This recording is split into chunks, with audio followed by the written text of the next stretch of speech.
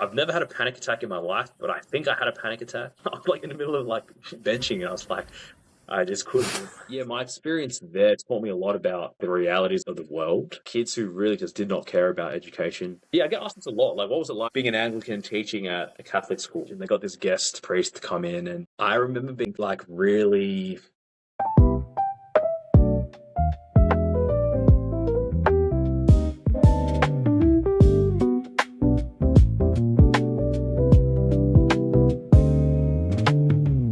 But should we talk a bit about teaching? I'm glad we did anime. I've never seen Jamo so passionate about anything.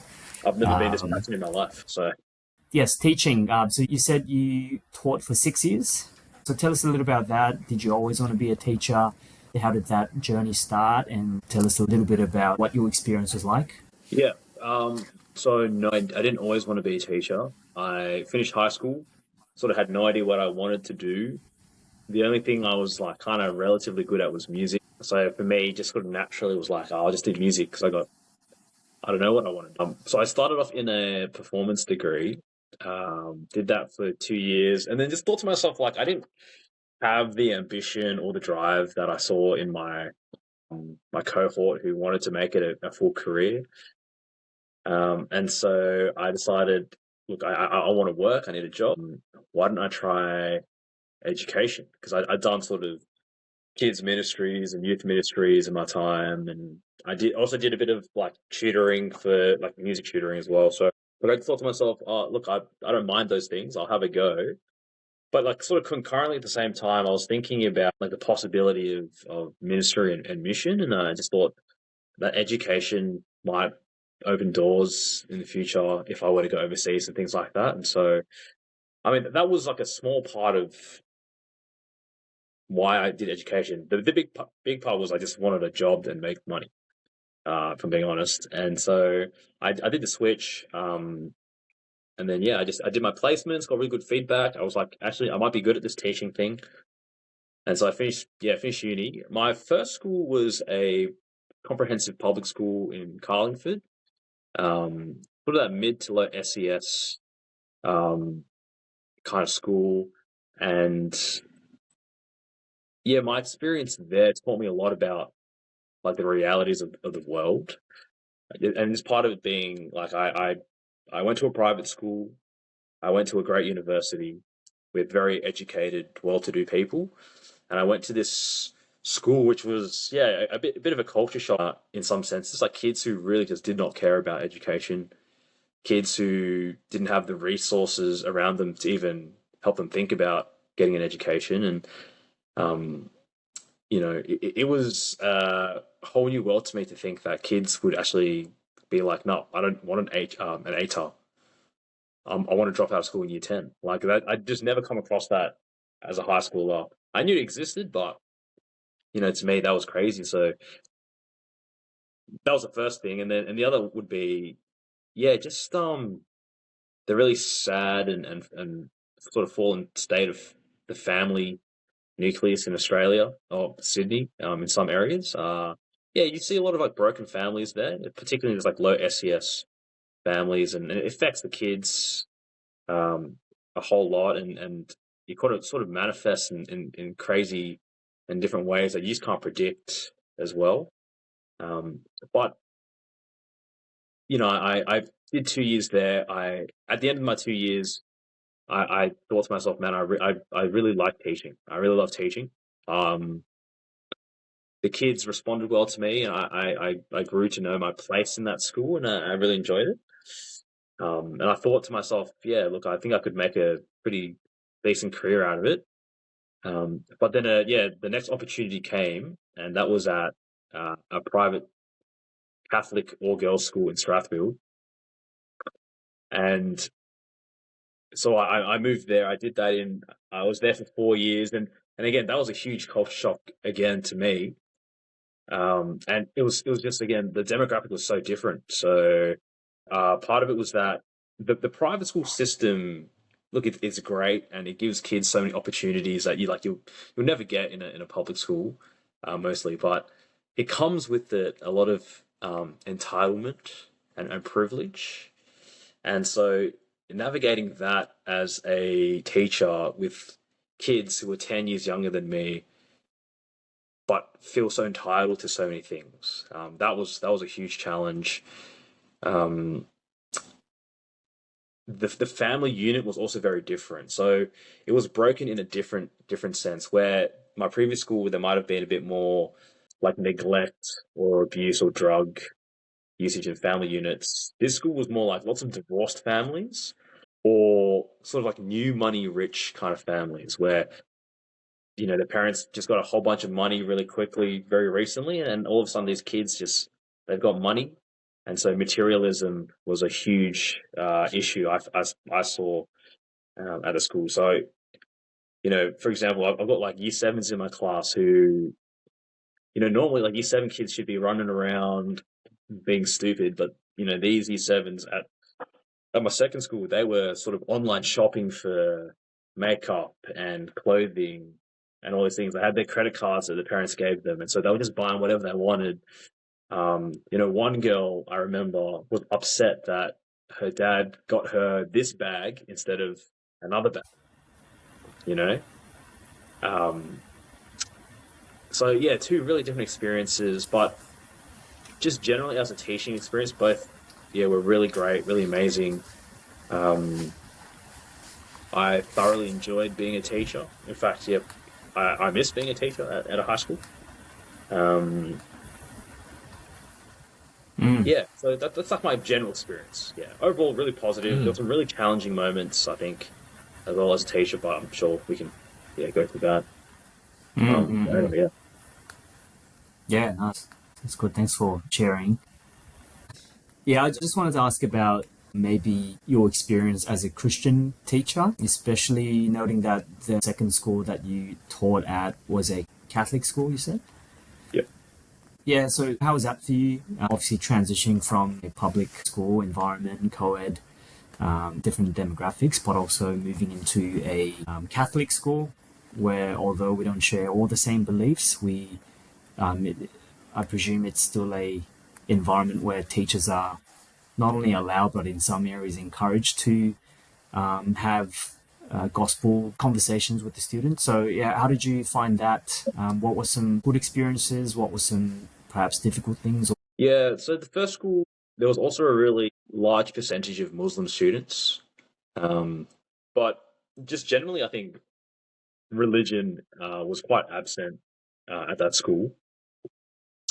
I was pretty fortunate and really thankful that around me I had some really good Christian friends who were teaching as well, and so we'd sort of just meet up, pray for one another um, in that regard, and then we'd also every now and then you'd come across a kid who'd be a Christian and you might chat. But I think from memory, legally at the public school, like you actually can't in your classroom bring up faith, and so if you wanted to, it'd have to be during like a lunchtime or after school, before school, scripture time. Like you couldn't actually actively do any sense of evangelism to your kids because your job there is to actually just teach the content, not to convert kids.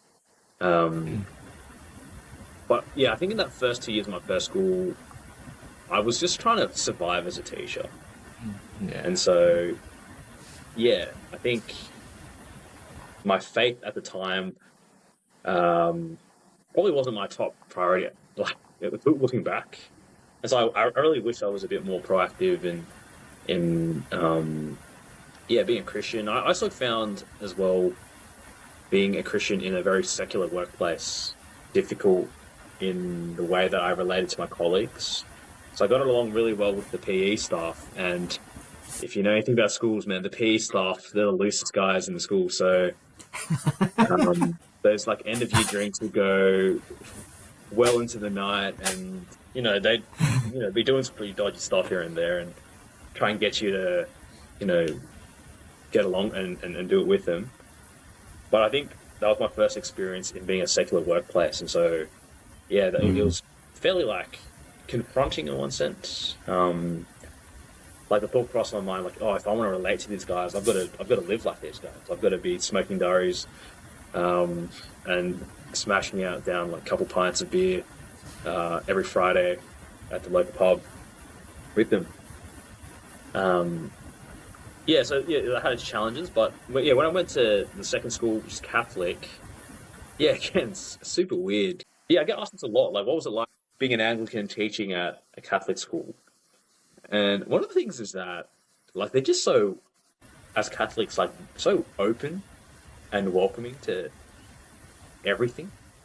Mm. Um, so when I applied for it, one of the questions in my application was, you know, our school is a Dominican Catholic school. You know, Dominican being like a philosophy in how they approach education and life. And so, what does it mean to you to be a Dominican, like, or to support the values of the school, right? And really, you don't even have to be a Christian or a Catholic or whatever um, to work at that school. Mm. Because all you need to say is, I value truth. I value sort of like being curious and encouraging inquisition, blah blah blah, and those kinds of things. And that's what they value. Um, and so I think that kind of set the tone for my religious experience at the school. And so I think internally, some of the things I heard was that that school was not even that Catholic compared to other Catholic schools.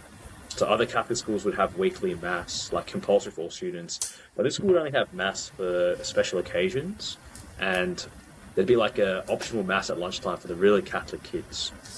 Um, but in the language and the rhetoric they use around education, around they're really big on like social justice and charity work as well, which is again a really I think it's a great thing that the Catholic Church does in loving the neighbor and loving the world. I think they're so great at it. Mm. But I sort of notice like the way they pray and the rhetoric, like if I didn't think too hard about it and I just sort of just took the words at face value, I'd be like, oh yeah, I agree with all these things. Like it's a great prayer. Um, but then if you sort of sit down and think like, oh, what's behind these words? Like what's behind these prayers? Like, who are they actually praying to? Then it kind of gets a bit more like muddy. Trying to Is it just wishful thinking? yeah yeah like well, there's a few really specific examples that I have. Two in particular is that the first is that they get a father, like a priest or whatever, like father. This guy, yeah, a father came in again, a really great guy, and it was a big mass, and he gave a sermon. Well, so the Bible reading was, I think it was from memory, like Jesus' Sermon on the Mount, which was it's like a great passage to read for the occasion. And I just remember thinking though, the sermon he gave, the message he gave, which I think was meant to be based on the passage, was like, in my opinion, not at all what the passage said. Like a typical Presbyterian church service. Yeah. And this was my very first experience with anything to do with like Catholicism. So that one felt very more like a moral exercise, moral teaching. There was another occasion they got this guest priest to come in and he presented I can't remember the topic, but I do remember thinking the way he presented and the content he presented, I remember being like really like uncomfortable with what he presented because it was again I can't remember this is a couple of years ago now. It was how he did it, like the language, so like a lot of like profanity. The stories he was telling, it felt inappropriate for the occasion. This was just a staff meeting, but I remember like leaving the meeting being like, man, if that's a representative of the church, like that's like I'd have an issue with that. And he was a representative of like the church or like this particular church. And I remember talking to some of my non-Christian and they're not even Catholic colleagues, and they're being like, yeah, that felt really inappropriate. And some people felt like they were like disgusted, like uncomfortable. So yeah, there's like weird stuff like that. And the last one that made me think like, being a Catholic, I think could be hard or is hard is that like, yeah, just unfortunately we had students pass away during my time at Santa, and there was one, well, both when both students passed away, like it was very impactful for the community and like personally as well. But on one instance, I remember this student was in year 8, and she was my student. She passed away from illness, and when they prayed for her and the family, but the way they prayed, I guess, for her soul, the language they used was like very flowery language, very like, oh, you know, you'll be a star in the night watching down, you know, you'll take your place up in heaven, or like, you know, that kind of language there. And I remember thinking to myself,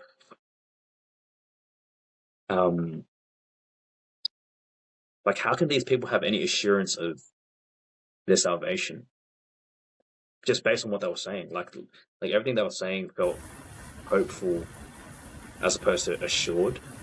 What they were saying was like, well, it was like language with no substance. And it was just really wishful thinking. Wishful, flowery. Which I understand the sentiment, because to face the death of a 12-year-old is a very difficult thing. But yeah, so like those were instances, for example, where I felt a bit of tension between like my upbringing, like an Anglican church, and being in a Catholic community. But on the flip side, there were some really, really great experiences I had being in the community, and things that I think I learned and took from, you know, one being the way in which they serve the community. So I was really thankful that they brought me along, and I did a lot of like sandwich making for homeless people with schools and students, and that was a great thing. And you know, that love for the world and your neighbors was a great thing. And also, because it was a Catholic school, like I was able to share the gospel, and there were opportunities to talk about, like, you know, Mass would present a topic, and I'd be able to have a conversation with my colleagues and be like, hey, what do you think about this? And my colleagues were mostly like non-Christian, like, and Catholic. So my non-Christian colleagues in particular, or agnostic is what they say. There were some great opportunities to talk and chat there, and even with students, like they would ask questions, and you know, about life and faith in God, and because we're a Catholic school, like we're allowed to and chat. And the last one, which I thought was a really, really cool thing that I never thought I'd do, but I had a colleague in the maths department, and he started a philosophy club at the school because it was in high demand. And so we would talk about, like different things. There was like different thoughts, but also we spent some time talking about faith. And I saw like some really amazing things in these young Catholic, these young women. Like some of these girls were so confident and competent in defending the gospel, which was like crazy to me. Like I think they could defend the gospel like probably more competently and confidently than I reckon 80% of SPF or 90% of SPF. Were they mainly Catholic, or were some of them from different denominations? They were Catholic. They were Catholic. Oh, okay. Yeah. And like the way they defend the gospel was like how you and I would do it as well. Like they had a very sure and confident and like correct understanding of the Bible, and the gospel and what it is to be saved. And so I had just weird experiences. Just like on one moment, I'm like, man, what do Catholics believe in? On the flip side, it's like, man, these Catholics, like, you know, I will see you in heaven, kind of thing. And so, like leaving, one of the thoughts was like, I'd always been taught to. Well, it was never explicitly said to me in this way, but I was kind of taught like Catholics, like they're not going to be saved, kind of thing, or they don't know the gospel. And by and large, I think there are a lot of, you know, same as any kind of Protestant or evangelical Christian, there's like a lot of nominal Christians, nominal Catholics, and I understand very like culturally Catholic Christians. But there are those people who identify as Catholic who understand the gospel so well and who love Jesus just as much as just you and I here. And so I suppose one of the experiences, like I sort of come out less judgmental, I suppose, for the Catholic Church, acknowledging like there are still some huge differences in what we understand and Yeah. how we do things, but I guess the topic isn't Catholicism, but since it's brought up, first of all, it's great. It's always, I think experiencing firsthand and actually not just having theoretical debates on internet or just having a perception, but actually interacting with them, having a relationship with different people groups, varying beliefs, always helps us understand and appreciate them better.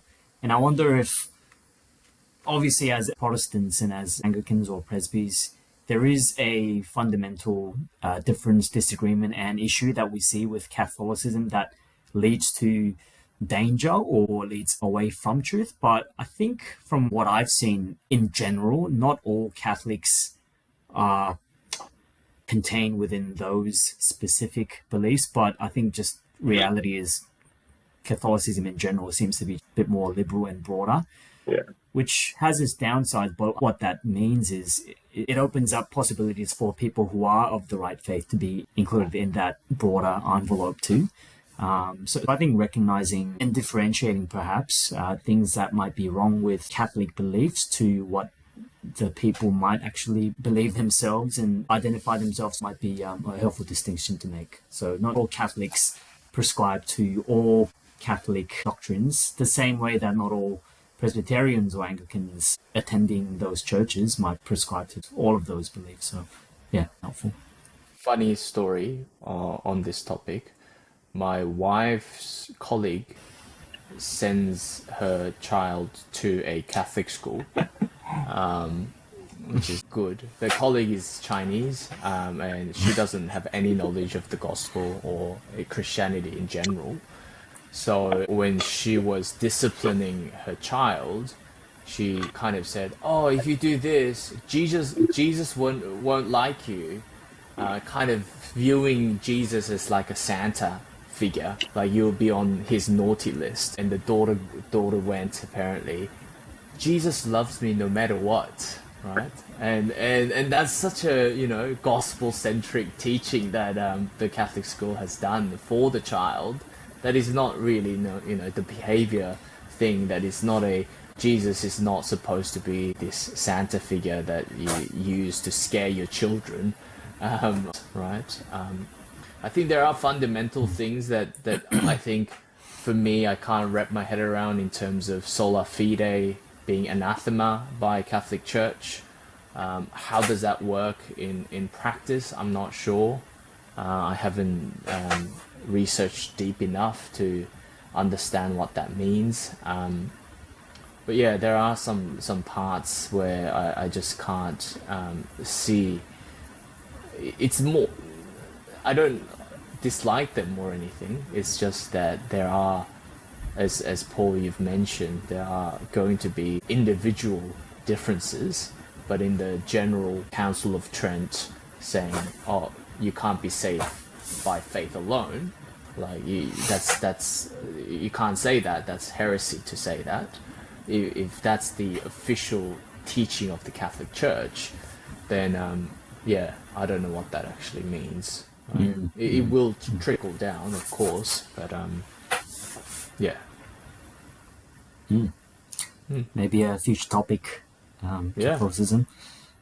Well, Maybe we should invite a Catholic so we can talk about it. Yeah. Great idea. Great idea. Look, there's a lot more that I want to and could ask about your experience as a teacher and teaching, but I appreciate time's running late and I want to let you guys go to bed and go to work tomorrow. So I just wanted to spend the last couple of moments talking about full-time ministries, particularly around, I guess, your thought processes and the decision-making process that you went through transitioning from being a teacher into full-time ministry, especially as someone who enjoyed teaching. In other words, it wasn't an escapism the way that anime is. You weren't escaping out of reality, but you actually enjoyed being a teacher. I know you had very fond memories and strong relationships and bonds with your students too. So, and I presume a lot of Christians might fall into that category. I know both myself and David have contemplated full-time ministry at some point. To some extent, we still are, or I still am, and I think all Christians should. So maybe, tell us a little bit about great temptation. great Anyway, temptation. that's what I call it. Not the Great Commission. We don't call it temptation in the Anglican circle. We call the temptation to stay in secular work. Oh, Temptation. right, sure. Yeah. Sure. But yeah, Jamo, tell us what went through your mind and how you came to that decision. Yeah, I think I mentioned, so my fourth year of university, I was at a camp, and that's where they sort of, really encouraged a lot of us to consider, like, not full-time ministry, but like the idea of going to areas of the world in Australia where there were less Christians, were less resourced. And my whole experience there is like another whole story. But yeah, I just felt a certain conviction there on that night. And so I made like a promise, not so much to do full-time ministry, but to think about it. But no one sort of was there to hold me to my promise except for myself. But I told my mom, and my mom helped me to it actually. So she would ask me every year, "Where are you at? What are you doing?" So I'm really thankful to my mom. So I sort of planned by the end of uni. I told myself I'll just do 2 to 3 years of work, whatever, and then I'll go do an MTS. And I didn't really think too much about it. Like that was just my plan. Anyway, I ended up teaching 6 years because for different reasons. But I think, in the way that my life turned out and the way that sort of God planned my life, I'm really thankful that I spent 6 years teaching. Because in those 6 years, I learned a lot about the world. I learned a lot about myself. And I learned a lot about, God and the way that He sustained me over those 6 years of teaching and what He's taught me. So yeah, you're right, Paul. I didn't want to go into my traineeship because I hated my job. And there were very many, I reckon for 5 of the 6 years as a teacher, the first 5 years, I had a love-hate relationship with being a teacher. I loved certain parts of it, but I hated a lot of it.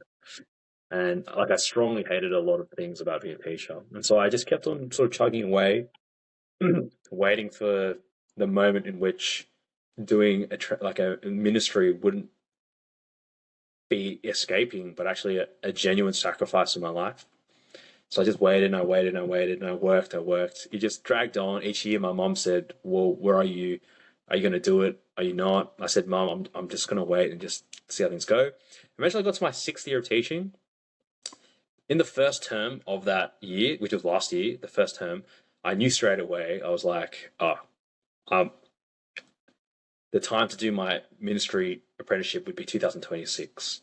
I felt it. It was a thought, but I felt in my heart that the thought was correct. And then as I went through the year of teaching, there were some challenges, but actually I love teaching. It was a year where I genuinely said, I loved all parts of my job. And so I knew last year that it was it was the time to do it. And so very quickly at the end of term 1, I told my sort of some of my staff my intention. And then by the time I hit towards the middle of term 2, I went to my principal and said, "I'm going to leave." And I sort of just had a free period, and I was just like, I just might as well just tell him. And then it just started putting things to action. And as that year went on, it became really clear to me just how much I loved school, but also how much my school community loved me. And I was getting shout outs constantly by the principal and his teachers. It felt like, the world was trying to hold me and like get me to back out of my decision and stay at school, because constantly I was being reminded of not just my achievements as a teacher, but my role in the community, my place in the community. It was a place, 4 years, I felt great. I knew my place. I knew what I could add to a team and my value. So I decided that this would be a genuine sacrifice, not just the financial sacrifice, because it was a private school and I was earning a lot more money than I like probably deserved, to be honest, with the amount of work I put in. But yeah, just the confidence I had in my job, the competencies I had, and the skills I grew, and all those things. Yeah, so that's sort of when I made the decision, and then I started this year.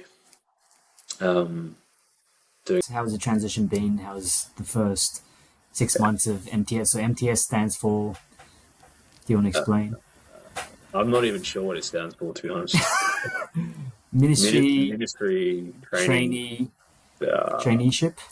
yeah, maybe.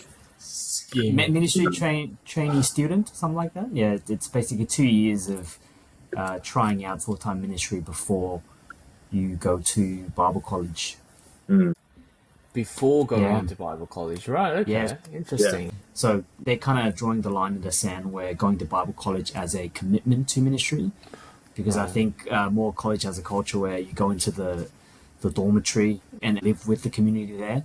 So the Like the idea Americans, of the yeah. MTS is almost like a internship or like a probation where you try it out and to suss out whether it's suitable for you, whether you're suitable for the role, etc. Which I think is a great idea. Um, anyways, yeah, go on, Jameson. How's Yeah, that been for you? Man, it's been really hard, to be honest. Like way more challenging than I anticipated, and for a whole variety of reasons. I think like ministry is hard in general. But the things I found hard were things I didn't expect to find hard, and so one of them was this newfound flexibility I had in life, where I could wake up now whenever I wanted. Um, you know, I make my work 1 hours. p.m. Yeah, like honestly, I could some days. Um, Whereas, yeah, there was lack of structure in my day. Like so that the flexibility and the freedom I now have, I really struggled with when I finished. I guess it's kind of like how when people leave the army and just go to day-to-day life, like that routine and Right, of structure course. actually. Or get out Your own body. of prison, right? Yeah. Yeah, that as well. So Are you sure Mike Chin wasn't waiting for you in the morning prayer meeting? Where is Jameson? Like every morning. well, yeah. Yeah. So, I mean, that like I genuinely. mean, that seems to be a struggle that not just MTS trainees, but anyone who drops out of a regular kind of 9 to 5 job to even like starting businesses. I hear a lot of similar sentiments when you have to manage your own time and your schedule. That's Right. it sounds all good and well when you're jumping into it, but harder than you think when you're in it. Yeah. I mean, I was super excited. I was like, wow, all this extra time, I'm going to pursue all my hobbies on the side. I'm going to do all this and that. But I got to it and I realized, so as I guess, a consequence of the lack of structure and the excessive flexibility and freedom I had was then I never realized how much my feeling of like self-worth was dependent on productivity. And I never realized how much my sense of worth was dependent on measurable outcomes or achievements. I always thought I was like really chill about it and I didn't really care. But I realized actually if I get through a day thinking that I've not done much, it affects me quite a lot. And so as a teacher, I go through like a 6 period day. I teach 6 classes, I do some marking, I do some rehearsals. Like every day was full, fulfilling and busy. But then the switch up was like I would sit in front of my computer, read a passage and think about it all day and have not much to show for my work. And I'd be like, what was the point of this day? Did I even do anything? I could be preparing for a Bible study and being like, only work out one question for the day and be like, well, what did I do? And like also like with the metrics, like as a teacher, like the metrics I am assessed on is the results of my senior students, for example, in the HSC from the IB. They do well, I do well, reflects really well on me. Metrics, things like, is my band program growing? Like, am I getting more kids invested? Are they improving? Like those things you can measure. I can't measure people's faith or people's growing maturity. I can observe these things, and I could give my growth group a term assessment to see what they remember from each book and series we do. In like how much theory and have they sort of taken in. But really, I can't actually measure other people's progress or mine as well, actually, for that matter, because I fluctuating up and down on the season sometimes. There's no tangible KPIs, both in Yeah. their growth and your growth. Yeah. Number of baptisms, right? You can do that. I'm at zero. I'm at zero baptisms, zero conversions, and then like 7 growth groups missed. 007. That's what they call me. So, But that's a really interesting point, though, Jamo. Sorry to interrupt here, but like when you say you can't measure it, is it because we don't measure it, or as in should we measure it? Like should we aim to have more intentionality around the growth that we, as Christians in general, maybe not specific for you and your ministry, but does that reflect how we kind of go with the flow type of, oh, okay, if do I feel closer to God in a not a measurable way? Is it because it's a relationship that we can't measure, like the friendship level that I have with Paul? I can't necessarily measure that by the number of messages I send to Paul per month or something. Is that why we're not measuring in Christian growth sense?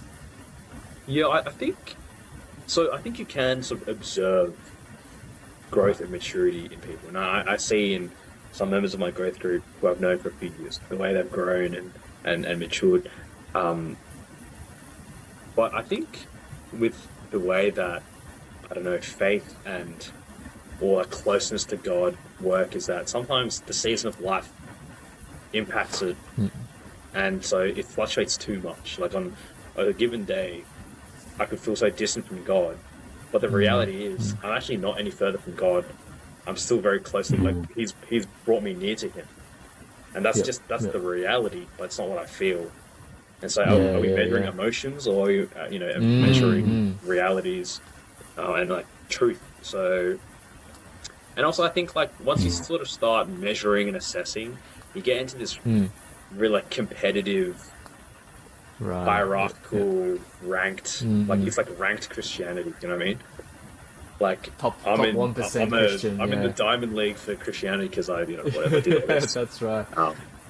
Yep.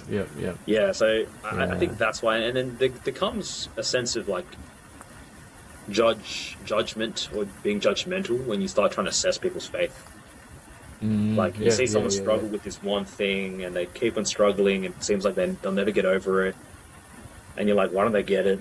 They need to hurry up and just move on. It's like it's such a baby topic, but why are they struggling so much with it? Well, it's because it's part of their journey, and everyone's journey is very different. And so that's one of the things that I think I found challenging as well is like everyone's journey is different. Everyone's experience with faith in God is different.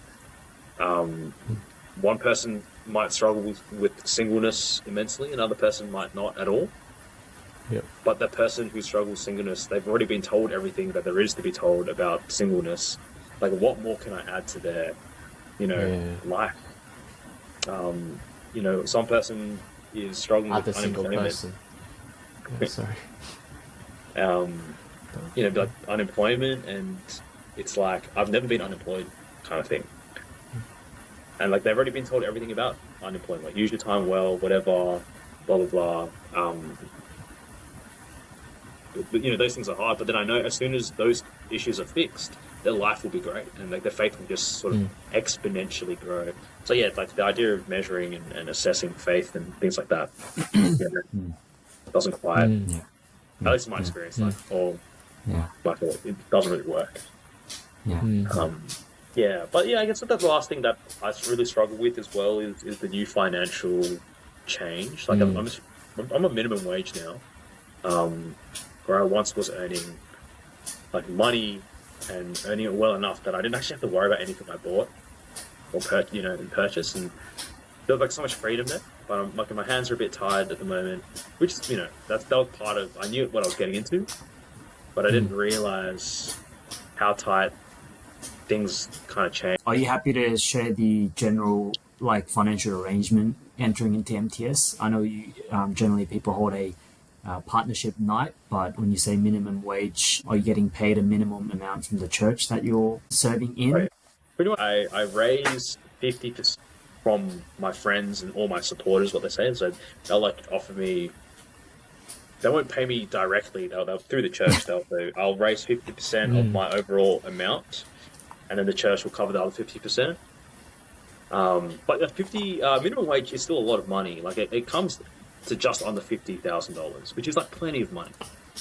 And so I've just had to learn that, not to be so extravagant where I once was. And so I'm really thankful. Back to Pinot. Yeah, back to pirating. Yeah, Yeah, I don't have to. no Blu-ray pirate my anime, DVDs. pay legally with Crunchyroll. The challenges. I've never struggled with money up until now, where I feel like I don't have enough, but I actually have plenty. But there's things sort of like resignations I had quite early where I realized actually I'll never be able to buy a home. Well, I don't know if I'll never be able to buy a home, but it's unlikely. It's unlikely I'll be able to leave any significant amount of money for my kids, if I do have kids. Financially there were things like I realized how proud I was in my salary previously, and how comfortable and secure I was in that. And I guess like overall, when all these things like productivity and metrics and money are taken away from you, you're like confronted by some like ugly parts of yourself that you didn't know existed. So yeah, that's really been challenging. Being confronted with parts of myself that I never thought I struggled with,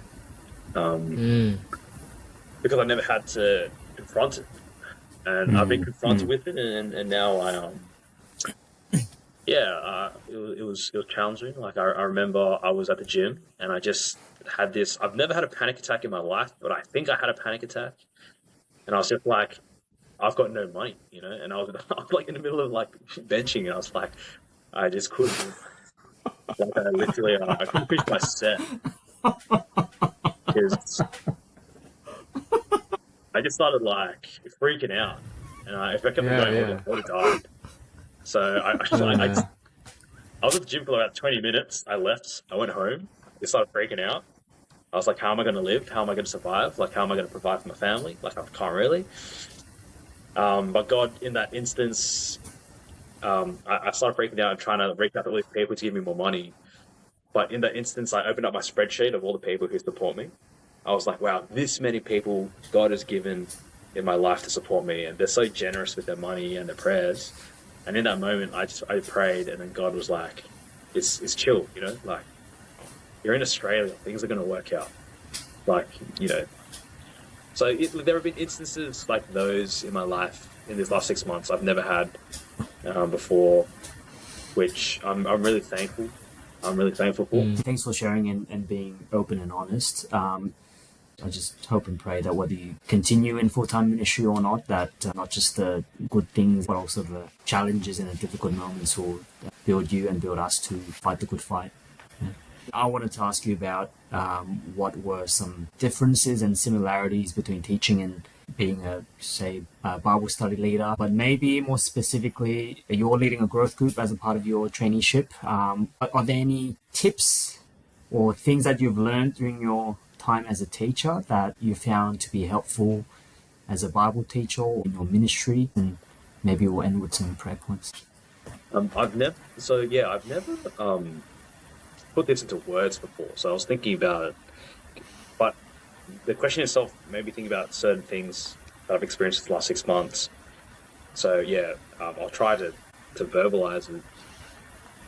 I think in the way that education, like teaching, helps me think of like pedagogies, like the how to teach and the structures around teaching, or like scaffolding and helping bring people along with you to the goal of the content. That's something that has helped me in these 6 months.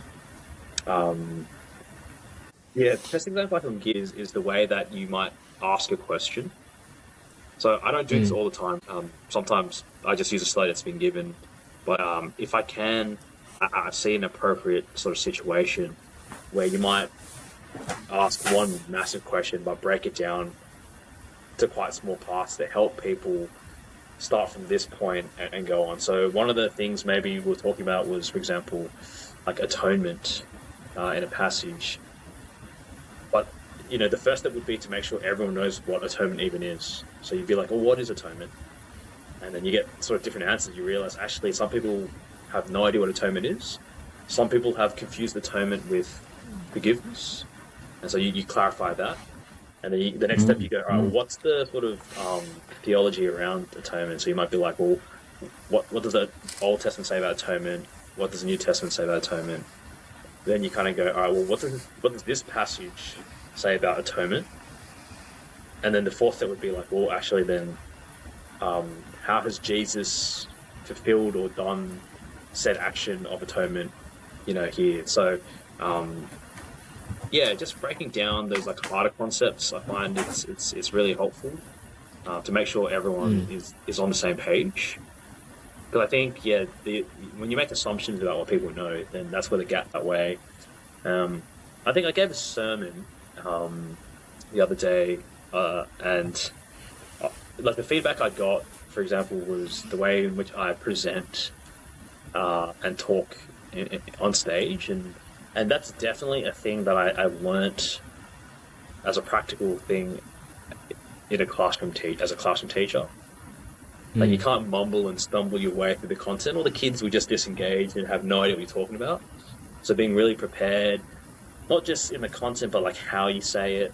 But I think that's like what a lot of ministry trainees will do. They'll practice delivering things, but delivering content and speaking comes a lot more naturally to me because I've had 6 years of delivering content to 12-year-olds who need to be engaged somehow, not just on the screen, but through the inflections and the pacing of the presentation of information.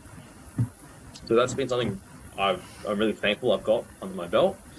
The other one would be the fact that I've spent 6 years with like high schoolers, also some primary school.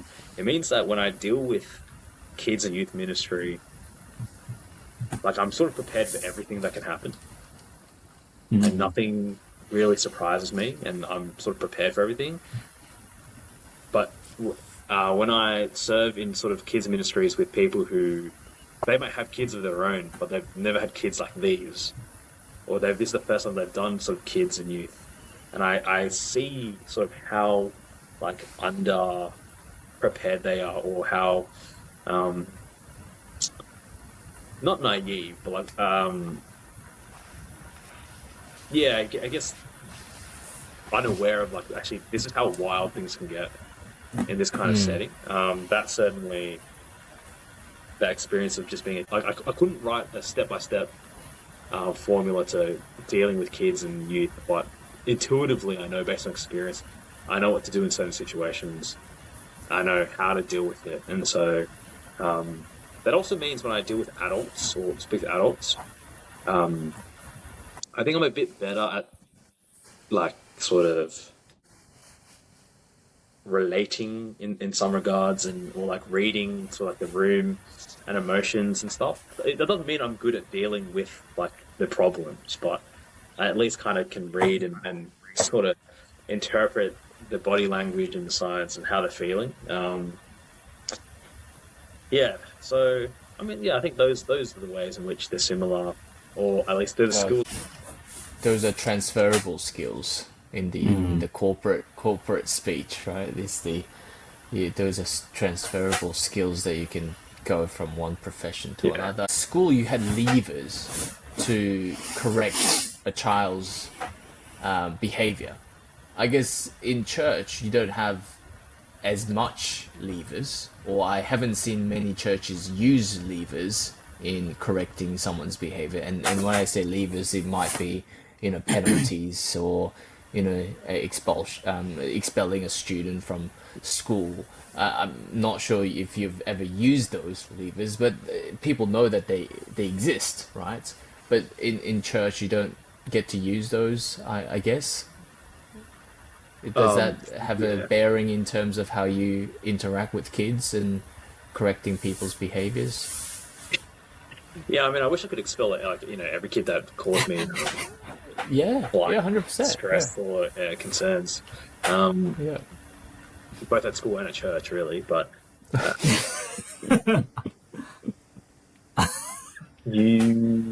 I suppose, when it comes to like, yeah, church, um, church is a place where it's that, like, what's that? It's like that saying, like, you come as you are, and so we all Mm, mm, come as we are, whether, some like very broken and simple people, and kids are like no different. They just have less sort of like inhibitors and less yeah. willingness to hide, like, or filter what they say and do. But church is still a place um, that is should be like full of grace. And so kids will come and they'll do silly things, and this was actually like part of my teaching philosophy in like the just schools. But kids and youth will come, they will give you attitude, they'll say things that they don't mean at the time, and sometimes they offend you, and sometimes it upsets you. But actually, church is a place full of grace, and so my lever actually is, yeah, grace and Amazing. forgiveness, Yeah, just That's yeah. as good. like Christ did to us. And so that helped me when I went to school. Like, I had some really tough kids to deal with, um, and it's very easy to rock up the next day or you see them again and think about what they did to you yesterday.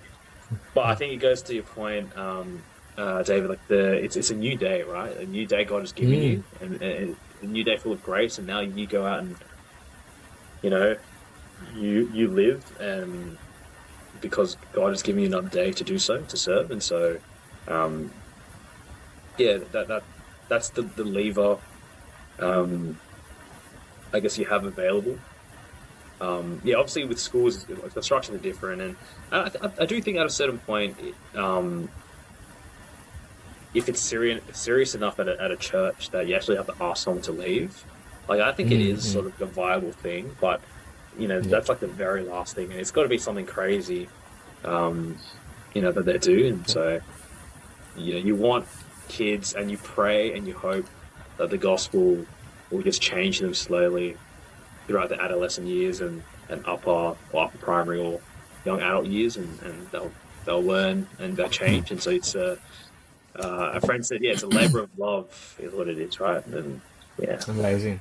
Yeah, Yeah, yeah. Well, yeah, the transition would have been easy for you because you were using the same lever at school that you're now using at church. So yeah, that's fantastic because you yeah. would often see Christians at workplace using a different sort of levers because of their position and that sort Mm-hmm. of thing. And then they come to church and they're totally different people.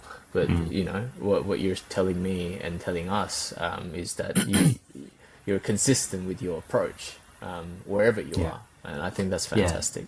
yeah. If Christianity is true, then it's not just true for Christians, but it's true for all humans, isn't Mm. it? So no, that's great. 100%. My believer's grace is a great way to end it. Any prayer points, Jamal, as you wrap up? I think the big one is, I think I'm slowly seeing where I fall short and where I lack. Um, and it's particularly in the relational sort of like pastoral care kind of side of ministry. And so, I mean, I've always noticed it's been a weakness, but now that I have time and capacity to care and love, but I'm not naturally I don't think I'm naturally yeah, like a pastoral care kind of guy. I'm sort of more like, yeah, just kind of thug it out, deal with it. If you need me, I'm here, but like, just, you can do it. So I'm finding that, do I actually love people, or am I told that I have to love people? Um, and so, yeah, I think Mm. I'd love for me to be able to love the people around me more. Not because they're annoying, or I don't know, Yeah, sort of like wired, I suppose. because they're 3D, not 2D, right, Gemma? Yeah, yeah. I'm not just watching them. I'm interacting. I'm in their Yeah, anime kind of thing. I'm a side character in their Yeah. anime. Um, yeah, just pray for that, because I think yeah, I find that challenging. I would very happily sit in my room all day, not talk to anyone, read my Bible, prepare my whatever, and call it a day. But there's always a bit of reluctance being like, I gotta go meet up with this person now, or I gotta go meet up with this person. Mm. And I think it goes back to the idea that sometimes things aren't measurable. Like, I don't even know if what I'm Mm. doing actually impacts or is useful, but it's not really my place for me to know what to demand. Also, I was reading Romans today, and to just present as an instrument of righteousness to God, and Mm. to for Him Yeah. to use me for the ways in which Okay. He deems is right and good for the world and for the people around me. So I'm just a guy, really. That's what I've learned. I'm just a dude off the street, uh, but somehow I'm in this position, and I'm thankful for the opportunity and the responsibility. But I desperately need, God's help and loving the people around me. Yeah. Yeah, definitely. I guess just as a way of encouragement, I don't think anyone's naturally, or many people are anyways, naturally pastorally caring people. And I've heard great things from people who are under your care, Jamo, both this year and in previous years. I actually looked up a quote from Jojo and the Bizarre Adventure. Oh, I don't know who this Yeah. guy is, but he's a guy, blonde guy wearing a hat. Who's that? oh, Speedwagon. Speedwagon, yeah. So Yeah, he Speedwagon. apparently said the shortest route was a detour. It was a detour that was our shortest path. The only reason why we can say that as Christians, I suppose, is not just wishful thinking, but because we know and trust that the creator of the universe loves and cares for us. And Romans 8:28, all things work for the good of those who are in Christ. All the different struggles and the difficult seasons that we go through, the one comfort that all Christians can have is that ultimately they work for the good of us and nothing is outside the hands and the plans of our loving Father. But how about I pray for us, and we'll end it there.